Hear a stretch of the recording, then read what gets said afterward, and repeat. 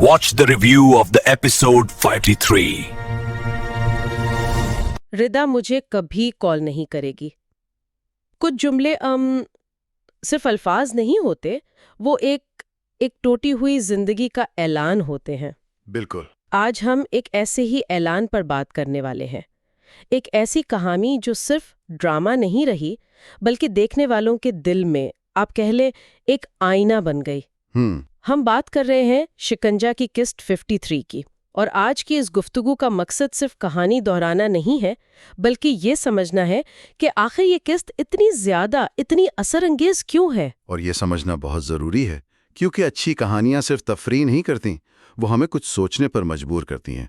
ये किस्त सिर्फ रिदा की मौत की कहानी नहीं है, ये हर उस शख्स के ज़मीर के मरने की कहानी है जो सच जानते हुए भी खामोश रहा। बिल्कुल। यहाँ हम ये नहीं देखेंगे कि क्या हुआ, बल्कि ये समझने की कोशिश करेंगे कि ऐसा क्यों हुआ, किस तरह खामोशी को एक हथियार के तौर पर इस्तेमाल किया गया, और आखिर में यही खामोशी एक कत्ल में कैसे बदल गई। तो आइए इस गहरी और तारीख कहानी के पहलुओं को एक एक करके देखते हैं। किस्त का आगाज ही एक धमाके से होता है, अरहम की वो दिल दहला देने वाली चीख। हाँ, वो एक लम्हा जब सब कुछ रुक जाता है। ऐसा लगता है जैसे उसके पैरों तले से जमीन नहीं, उसकी पूरी दुनिया खींच ली गई हो। और इसकी आवाज़ में जो एक बेयकीनी है, वो सिर्फ अदाकारी नहीं लगती, वो एक हकीकत का इनकार है। हकीकत का इनकार, ये बहुत दिलचस्प नुक्ता है। मतलब इसका सदमा सिर्फ गम नहीं है। नहीं, मेरे ख्याल में ये सिर्फ गम नहीं है, ये उस आरामदेह इनकार के टूटने का नतीजा है जिसमें वो जी रहा था।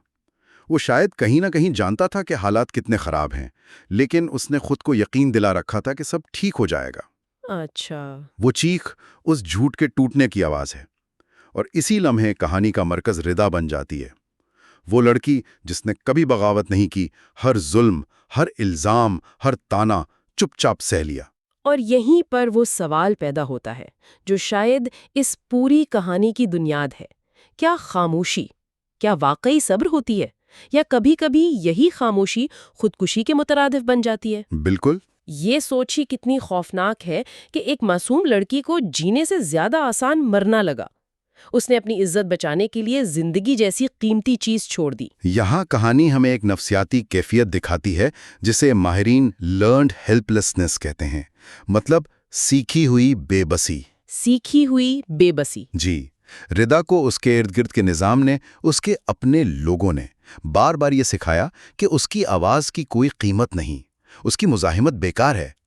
जब कोई इंसान इस कैफियत में पहुंच जाता है ना, तो वो लड़ना छोड़ देता है। तो उसकी खामोशी सब्र नहीं थी? नहीं, वो उसकी नफ्सियाती शिकस्त थी, और दूसरों ने उसकी इसी खामोशी को अपनी जीत समझ लिया। और इस जीत और शिकस्त की जंग में सबसे बड़ा किरदार अरहम की माँ का है। और जब अरहम अपनी माँ पर इल्जाम लगाता है, वो सीन मेरे ख्याल में वो पूरी किस्त का सबसे ताकतवर लम्हा है।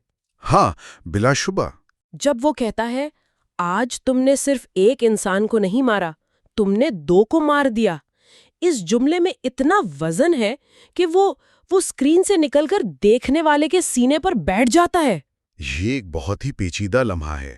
बज़ाहिर तो ये एक बेटे का अपनी माँ पर गुस्सा है, लेकिन अगर हम गहराई में देखें तो ये एक नफ्सियाती दिफाई मैकेनिज्म भी है।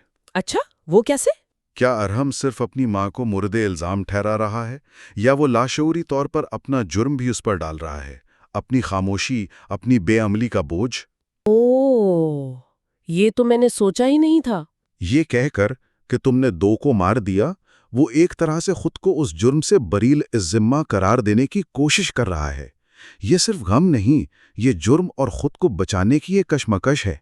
मतलब उसका गुस्सा सिर्फ उसकी माँ के लिए नहीं, बल्कि खुद अपने आप के लिए भी है। और उस जुर्म में सिर्फ वो अकेला नहीं है। साकिब, रिदा का भाई, उसका पछतावा भी बहुत हकीकी लगता है। जब वो कहता है कि मैं उसके प्यार के काबिल ही नहीं था, तो उसके अल्फाज में एक ऐसी बेबसी है जो दिल चीर देती है। साकिब का किरदार मुआशरती बेहिस्सी की बेहतरीन मिसाल है।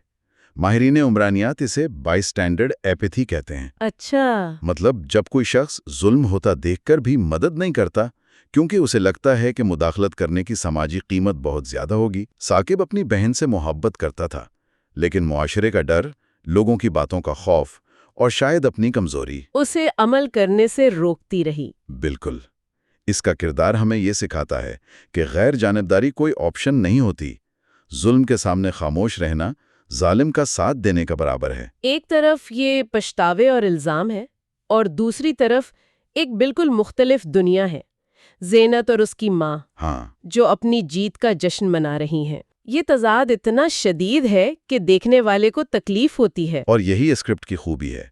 ये हमें मुआशरे के दोहरे मियार को बगैर किसी लगी लिपटी के दिखाता है। ज़ीनत का बेहोश होने का ड्रामा, उसे लगने वाला इंजेक्शन, और फिर सबका उसे मासूम समझकर माफ कर देना। जी, ये मंजर बताता है कि निज़ाम किस तरह ताकतवर और चालाक लोगों के हक में झुक जाता है। एक औरत पर इल्ज़ाम लगता है तो वो मर जाती है, और दूसरी पर जब बात आती है तो वो बीमार करार दे दी जाती है।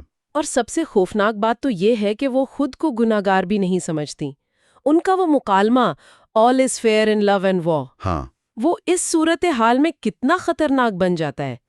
उनके लिए ये सब कुछ अपनी शादी बचाने की एक जंग थी, और रिदा इस जंग में होने वाला एक काबिल कबूल नुकसान, कोलेटरल डैमेज। यहीं पर हम एक और नफ्सियाती रुझान देखते हैं जिसे कॉग्निटिव डिसोनेंस रिडक्शन कहते हैं। अपने घिनौने अमल को दुरुस्त साबित करने के लिए उनका दिमाग खुद को ये यकीन दिलाता है कि जो कुछ उन्होंने किया वो जरूरी और जायज था। मतलब वो खुद को धोखा दे रही थी। एक तरह से, हाँ, वो रिदा को एक इंसान के तौर पर देखना बंद कर देती हैं और उसे सिर्फ एक रुकावट समझती हैं। मोहब्बत और जंग में सब जायज है का जुमला उनके लिए अपने ज़मीर को सिलाने वाली लोरी बन जाता है। ये सोच ही इंसान को अंदर से हिला देती है कि लोग अपनी सहूलत के लिए हकीकत को किस तरह तोड़ मरोड़ सकते हैं। बिल्कुल। लेकिन इस अंधेरे में सच की एक आवाज भी है, रानी, रिदा की बहन। हाँ, रानी। वो बगैर किसी मुनाफिकत के सीधा इल्जाम लगाती है। जब वो सबको घर से निकालते हुए कहती है, तुमने मेरी बहन को मारा, तो उसके लफ्जों में कोई चालाकी नहीं होती, सिर्फ सच्ची खरी तकलीफ और गुस्सा होता है। रानी का किरदार कहानी में ट्रूथ टेलर का है, मतलब सच बोलने वाले का।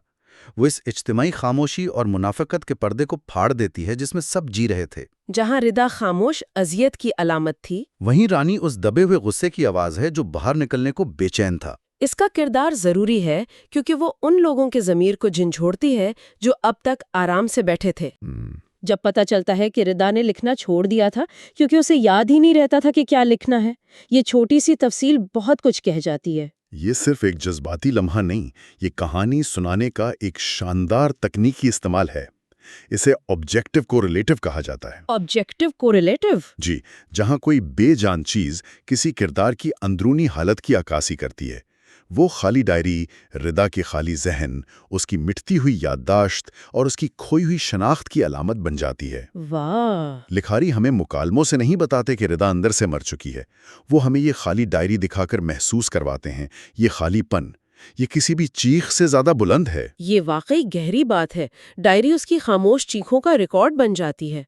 और ये अजियत सिर्फ रिदा तक महदूद नहीं रहती, अब ये अहरम की जिंदगी का हिस्सा बन चुकी है। हाँ, उसका हर रोज कब्रिस्तान जाना, वहां जाकर माफी मांगना, ये मंजर भी दिल पर बहुत भारी लगता है।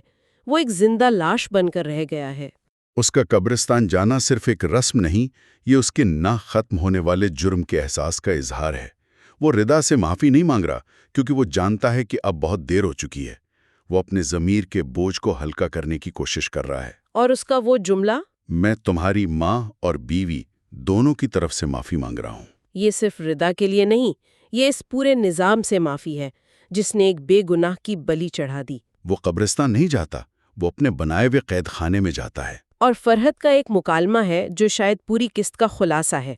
वो कहती हैं, कुछ लोग मरकर कब्र में चले जाते हैं और कुछ जिंदा रहकर भी मरे हुए होते हैं। बिल्कुल, और हम और उसका खानदान अब उन्हीं जिंदा लाशों में से है। और इस दर्द को मजीद गहरा करने के लिए फ्लैशबैक सीन इस्तेमाल किए गए हैं। हाँ, वो भी कमाल हैं। वो सिर्फ माजी की यादें नहीं हैं, ये एक तकनीक है जिसे ड्रामेटिक आयरनी कहते हैं।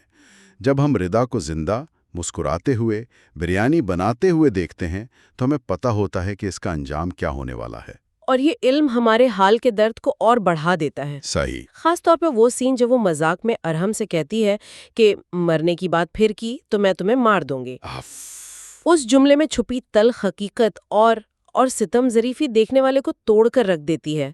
جو لڑکی زندگی سے اتنی محبت کرتی تھی اسی کو زندگی چھوڑنے پر مجبور کر دیا گیا۔ اور قسط کا اختتام بھی بہت معنی خیز ہے۔ زینت ارحم کے کبھی نہ ختم ہونے والے غم سے تنگ آ چکی ہوتی ہے۔ اس کی جھنجھلاہٹ یہ ظاہر کرتی ہے کہ اس کے لیے یہ شادی ایک مقصد تھا، ایک جیت تھی، جبکہ ارحم کے لیے ردا زندگی تھی۔ زینت نے جنگ تو جیت لی، لیکن اب اسے اپنی باقی زندگی ایک ایسے شخص کے ساتھ گزارنی ہے تو جسمانی طور پر تو اس کے ساتھ ہے، لیکن اس کی روح ردا کی قبر میں دفن ہو چکی ہے۔ بالکل۔ کہانی اسے قانون کی سزا نہیں دیتی، بلکہ ایک خالی بے روح زندگی کی سزا دیتی ہے، جو شاید زیادہ بڑی سزا ہے۔ تو آخر میں یہ قسط صرف ایک ڈرامہ نہیں بلکہ ہمارے معاشرے کے لیے ایک آئینہ ہے۔ یہ ہمیں دکھاتی ہے کہ الفاظ سے بھی خون ہوتا ہے، الزام سے بھی جان جاتی ہے، اور خاموشی بھی قتل میں شامل ہوتی ہے۔ ہاں، یہ صرف ایک کردار کی کہانی نہیں، یہ ہمارے ارد گرد موجود ان گنت روادوں کی کہانی بن جاتی ہے جن کی خاموش چیخیں ہم سن نہیں پاتے۔ یہ ایک ایسی قسط ہے جو دیکھنے والے کو بے چین کرتی ہے، اسے بے آرام کرتی ہے، اور اس کا بے آرام کرنا ہی اس کی کامیابی ہے، کیونکہ جب تک کہانیاں ہمیں جھنجھوڑیں گی نہیں، ہمیں تکلیف نہیں دیں گی، تب تک ہم ان تلخ حقیقتوں پر بات کرنے سے کتراتے رہیں گے۔ یہ درد محسوس کرنا ضروری ہے۔ بہت ضروری ہے، کیونکہ شاید اسی درد کے احساس سے تبدیلی کا کوئی راستہ نکلے۔ اور شاید یہی وہ سوال ہے جس پر ہمیں غور کرنا چاہیے۔ جب تک کہانیاں ہمیں اس طرح بے آرام نہیں کرتی اور ہمیں اپنے معاشرتی رویوں پر سوال اٹھانے پر مجبور نہیں کرتی، کیا ہم حقیقی تبدیلی کی کوئی امید رکھ سکتے ہیں؟